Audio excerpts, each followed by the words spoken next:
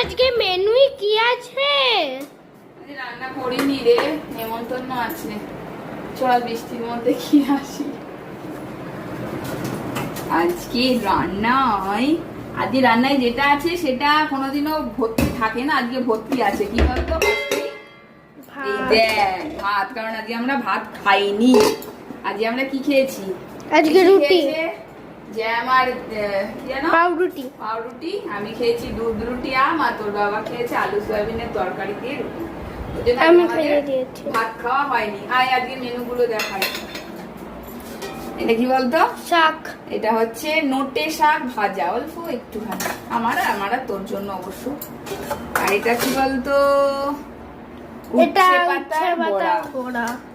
আর এটা ডাল না, এটা হচ্ছে চাল কুমড়োর ডাটা শাক, আলু পটল দিয়ে একটা তরকারি। আর এইটা হচ্ছে